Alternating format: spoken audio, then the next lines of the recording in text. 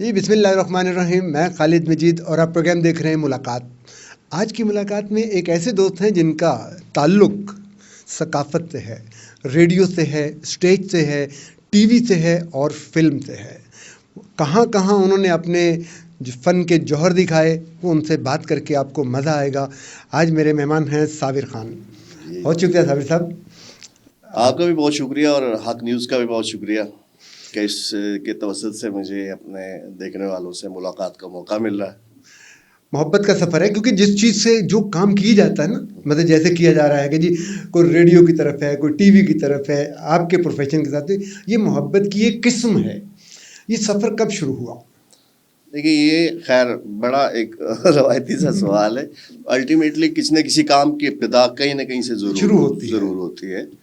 बड़ी अजीब सी बात है इसमें कि मतलब मैं इतना ज़्यादा लंबा चौड़ा नहीं, सिर्फ इतना सा बता दूंगा कि मैं कभी भी नहीं करना चाहता था। मैं तब्बन एक शर्मीला आदमी हूँ। तो जो मेरा इलाका, जो मेरी फैमिली है, तो वो भी इस किस्म के कामों को पसंद नहीं करती थी। ज़ाहिर है, एक पठान फैमिली, ऊपर से मजहबी फैमिली हो। हाँ, वो बड़ा इशू था उसमें। लेकिन जब कॉलेज दौर में था, वो कपड़े शपड़े वैसे पहनने और ये वो, तो थोड़ी सी शरारतें थी। फिर शायद अल्लाह पाक का करम, मैं इसको कहूँगा कि अल्लाह पाक ने मुझे आवाज़ दी, तो उसकी वजह से मेरे बोलने से भी लोग एक इंस्पायरेशन होती थी उनको। तो फिर मैंने एक जॉब में गया, तो उस जॉब में लोगों ने ये कहना शुरू किया कि ना तुम है, शक्ल भी है, सब कुछ है, बोलते भी अच्छा हो, तो क्यों नहीं करते ये काम। सो मेरा एक इंतहाई करीबी दोस्त जो मतलब पूरे दिन में चाय भी उसने मेरे साथ आके पीनी, खाना भी खाना, फिर शाम को छुट्टे वक्त इकट्ठे घर आना। उसने इंसिस्ट किया कि यार जब इतने लोग कहना कार क्यों नहीं लेते। अच्छा। तो मैं कहा चलो कर लेते, तो उसको कर दिया। फिर कर लिया। तो पहल कहाँ से की? रेडियो से, स्टेज से या टीवी से? मैं टीवी से की मैंने पहल। अच्छा। मेरी इब्तिदा टीवी से है। और उसके बाद कैसी अजीब सी बात है, लोगों का सफ़र जिस तरह आगे जाता है, मैंने उल्टी साइड से सफ़र किया। टीवी किया, फिर रेडियो किया, फिर स्टेज किया। अच्छा, कौन सा मीडियम आसान नज़र आता है? मुझे सच्ची सी बात बोलूँ, अभी भी तकरीबन 33 साल हो गए मुझे मीडियम से मैं काम करते हुए।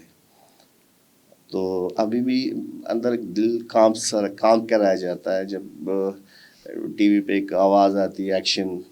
इवन देन रेडियो पे जब वो प्रोड्यूसर है क्यू देता है, हाँ जी बोलें, तो एक लम्हे के लिए ना हलक खुश्क सा हो जाता है।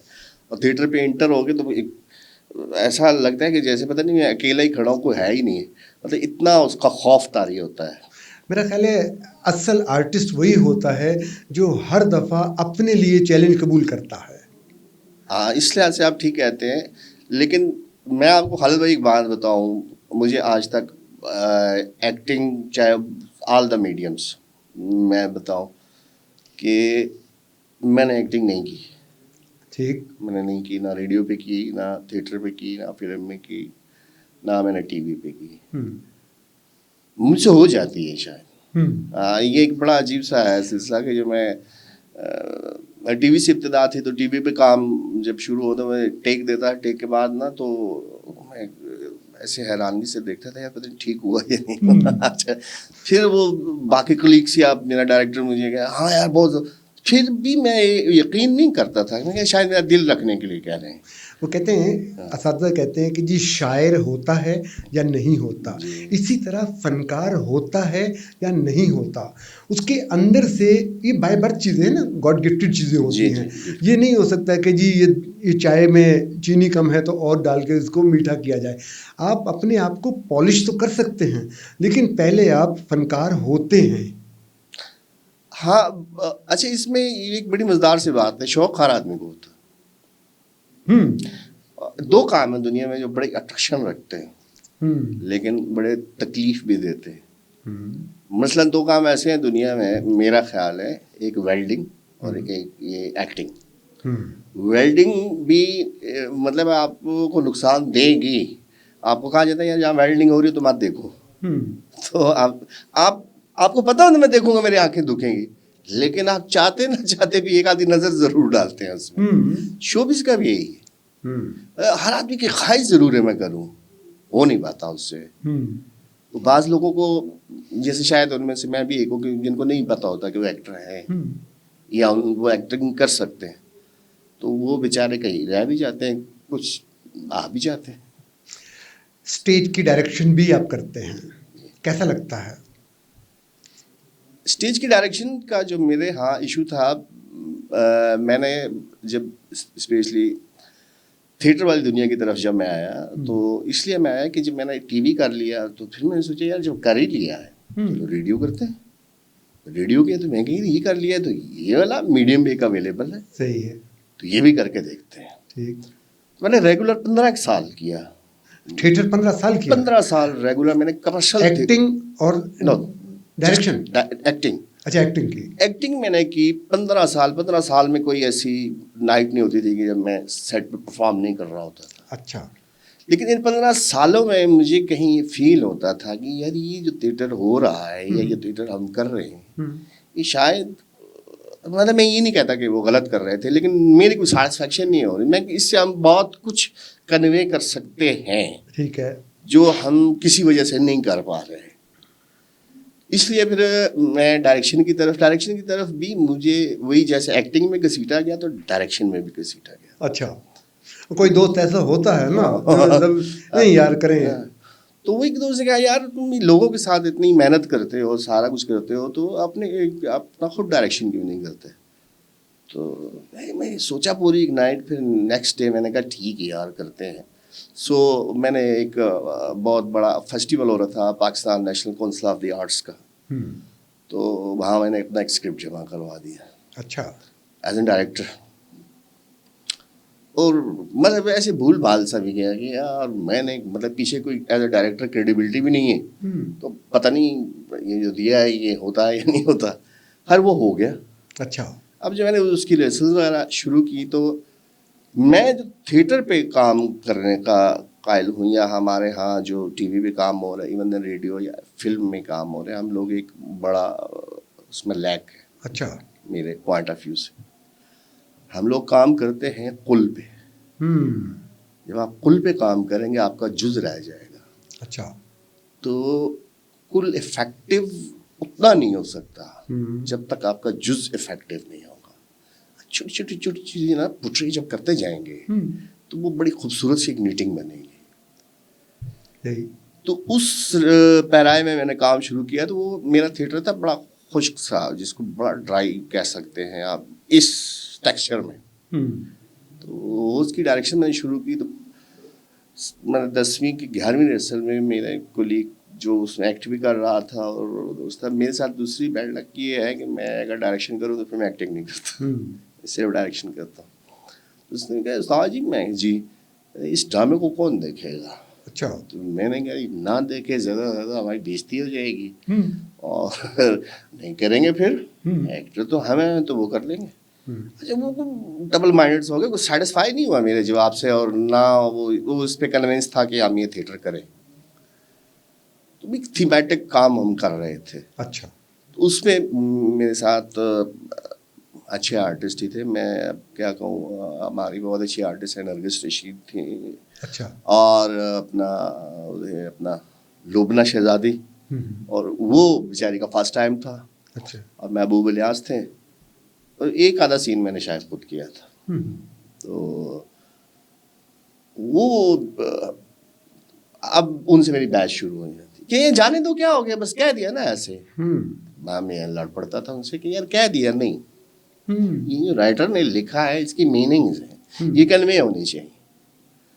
تو وہ خیر نرگس کے ساتھ تھوڑی بہت ہی بحث ہو جاتی تھی, کہیں ایٹ دی اینڈ ہماری لڑائی اس نیج پہ پہنچ جاتی تھی کہ مجھے بتاؤ یہ کیوں ایسے کہہ رہے ہو, میں ایسا کیوں کروں. میں کہا آپ اس لیے بڑی دلیلیں دی نا کہ یوں ہے نہیں مانی. میں کہ آئی ایم دا ڈائریکٹر, میں کہہ رہا ہوں ایسا کرو تو کرو. ہاں وہ اس کا ایک طاقت ہے. لبنہ نے ہمارے ساتھ یہ کیا اس تھیٹر میں کہ صبح تھیٹر ہے, رات کو انکار کر دیا. میں نہیں کرتی کہ یہ میں کر ہی نہیں سکتی, مجھے سمجھ ہی نہیں آ رہا. رات 11 بجے, اب یہ اللہ اب کیا کریں. اس کے میں نے گھر فون کیا اس کی ماں کو, تو میں کہ میرے ساتھ ہیں اور ہم پوری ٹیم ہی ہیں, تو میں بھی یہ صبح میں خود ڈرافٹ کر دوں گا. تو انہوں نے کہا نہیں بیٹا کوئی بات نہیں ہے, آپ کے ساتھ ہے تو ہم سیٹسفائی. تو میں نے پھر ایک گھنٹہ میں نے کہا یار دھوا کرو, ڈرامہ ہی نہیں کرتے, بیٹھو چائے پیتے. ٹھیک ہے. ہم بیٹھے, پھر اس کے دوران میں نے اس کو کنونس کیا. میں نے کہا صرف تمہارا پرابلم یہ ہو رہا ہے کہ تم سمجھ نہیں پا رہی ہو, ڈلیوری بھی اچھی ہے, بولتی بھی ٹھیک ہو, سب لائن کو سمجھ نہیں پا, اپنے کریکٹر کو سمجھ نہیں. کیا آپ بریف کریں, میں نے بریف کیا اس کو. آپ خالد بھائی یقین کریں گے, مطلب یہ آپ نے ایک سوال کیا تھا کہ ابتدا کیسے ہوتی ہے. ایک چھوٹی سی بات آ گئی بیچ میں, یہاں پہ آ گیا بریک کا ٹائم. جی یہ بات جو ہے نا, جب بریک جو آ جائے نا تو ہمیں وہ بیچ میں تھوڑی سی دیر کے لیے رکنا ہی پڑتا ہے. لیکن چھوٹی سی بریک کے بعد ملتے ہیں. صابر خان ہمارے ساتھ ہیں اور آج کی ملاقات آپ کو بڑے معلوماتی قسم کی ہوگی. دیکھتے رہیے ملاقات.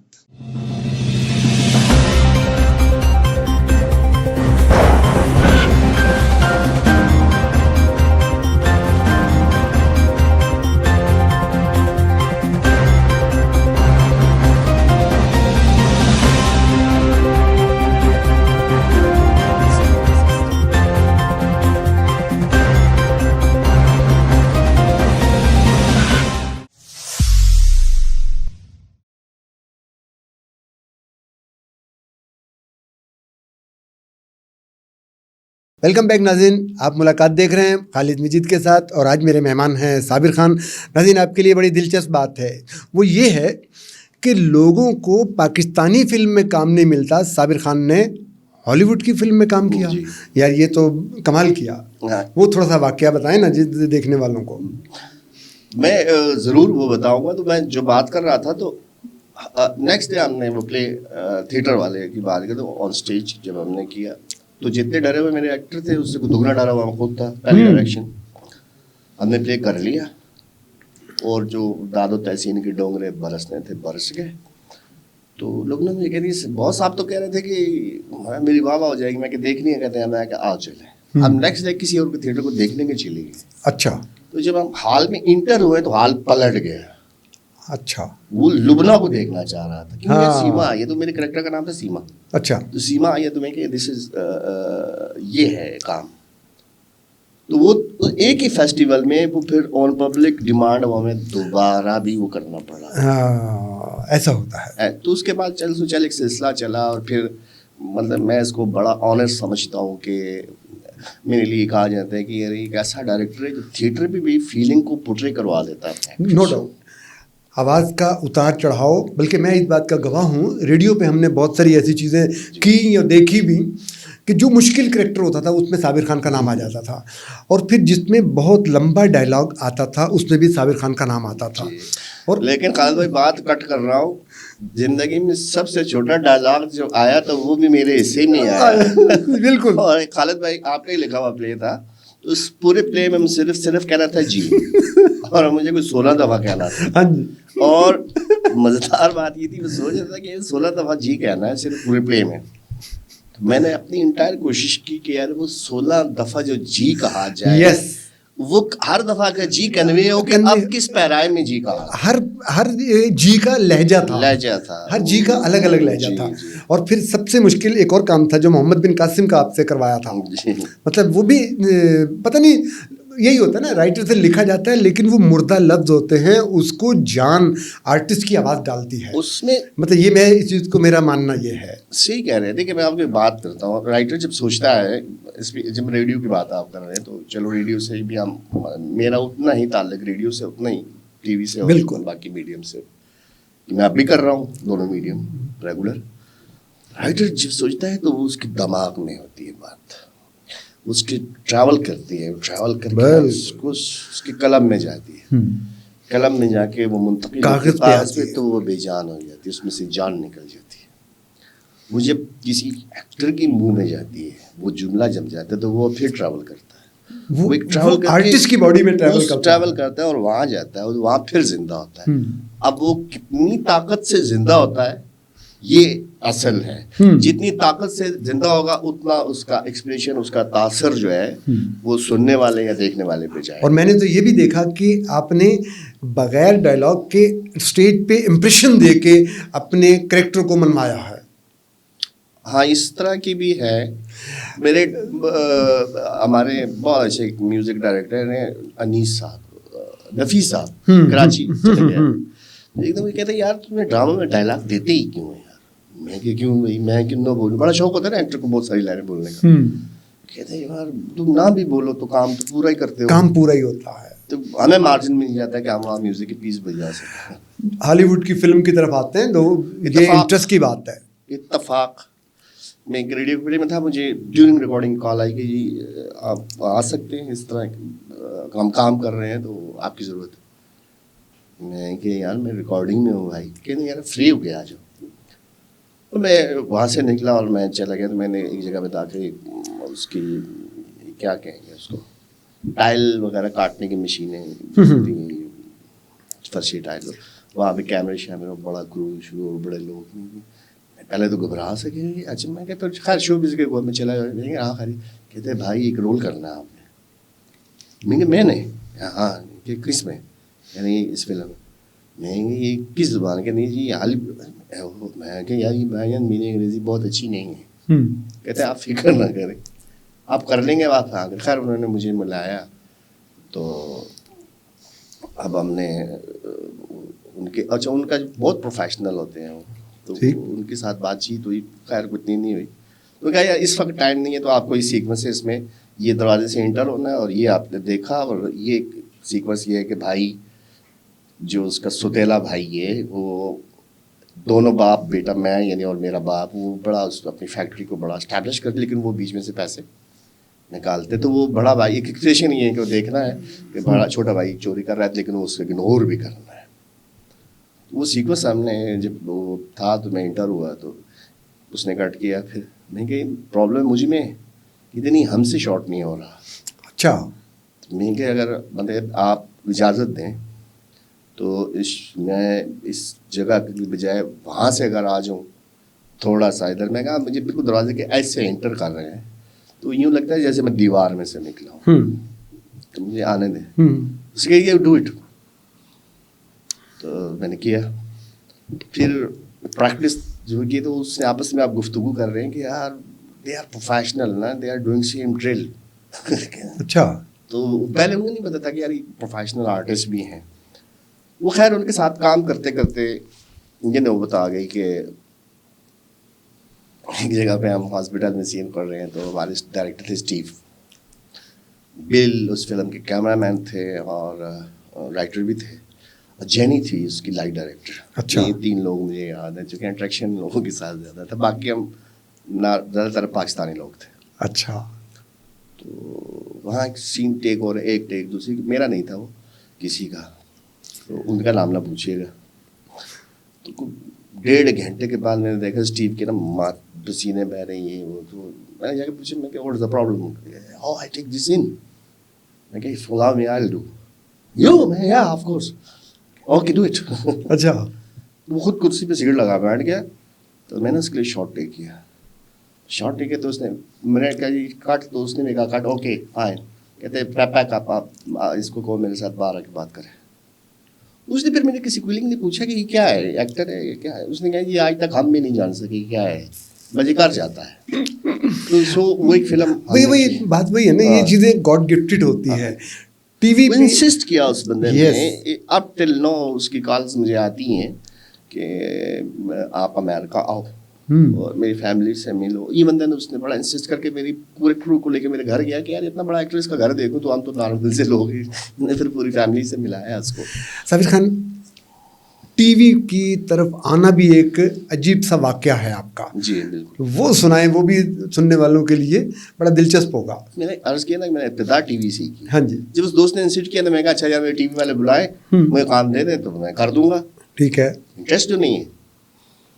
تو وہ ان کے کوئی جاننے والے ٹی وی میں کہیں کوئی ٹیکنیکل سائڈ پہ تھے, انہوں نے اس سے ذکر کیا کہ ہمارا دوست ہے. اس نے کہا یار چلو ٹھیک ہے میں کسی سے کہہ دیتا ہوں. تو کہہ دیا. وہ ٹی وی کسی کے فون آ گیا مجھے. اچھا دین اختر وقار عظیم گریٹ مین.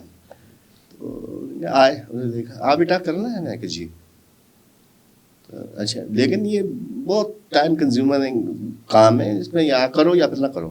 میں نے سچ بتا دی, نہیں میرا کوئی انٹرسٹ نہیں ہے, بس لوگوں کے کہنے پہ آ کے مجھے کسی ڈرامے میں کھڑا کر دیا. اچھا اچھا میں نے پروڈیوسر بلایا, میں نے ڈرامے میں کھڑا کر دیا. وہ ڈرامہ ہونے لگا, میں نہیں تھا. हाँ अच्छा वाह, उस ड्रामे में मैं नहीं था। अच्छा एक और बात है, कौन कौन से सेंटर से ड्रामा किया अगर हम पीटीवी को काउंट करें, और कौन कौन सा ड्रामा किया? देखिए मेरी ज़्यादातर तो बिगनिंग और जो भी शुरुआत है इस्लामाबाद सेंटर की है। ठीक है। मैक्सिमम काम मैंने इस्लामाबाद सेंटर से किया, और due to the my family problems में जॉब मैंने मूव नहीं किया अदर स्टेशन। हाँ ये है कि दूसरे स्टेशंस के ड्रामों में काम ज़रूर किया जो यहाँ है। ओके। मैंने पेशावर के साथ काम किया और मेरा होम स्टेशन बनता है, लेकिन एक बड़ी मज़ेदार बात है कि वो मुझे नहीं मानते कि मैं वहाँ का हूँ। वो नहीं बुलाते? हाँ वो नहीं मानते। इस बात पे लड़ पाते हैं कि आपने इस्लामाबाद से एक्टर बुलाया हुआ। वो प्रोड्यूसर रो रहा था कि यार ये यहाँ का है, कहते ये हो ही नहीं सकता, नहीं माने। उसकी वजह भी है ना, आपकी जो उर्दू है बहुत साफ हो गई है, वाज़ेह हो गई है, उसमें पश्तो टच नहीं आता, जैसे फराज साहब का पश्तो का नहीं आता था। उसमें है, इसलिए मेरी पश्तो अब वो जो है ना वो थोड़ी ख़राब है। मेरी मदर टंग हिंद को है, ठीक है, लेकिन पश्तो ख़राब है। उसके लिए लफ्ज़ को रिकॉल करना पड़ता है कि अच्छा ये वाला पश्तो नहीं हुआ, लेकिन वो इधर वाली फील्ड की वजह से मुझे फिर ये करना पड़ा। आजकल जो थिएटर हो रहा है उससे मुतमईन है आप? नहीं गया कभी भी पिछले 15-20 साल से। अच्छा। मैं मानता ही नहीं हूँ, अगर मैं मानता तो मैं उसको कंटिन्यू करता। और जो ड्रामा घर के अंदर बिल्कुल बंद होके रह गया है टीवी का, वो घुट गया है, अगर बाहर निकालेंगे तो सेहतमंद हो जाएगा। आपने एक बात की, इसको ज़रा सा हम थोड़ा सा लिबरेट करके इस पर डिस्कस कर लेते हैं।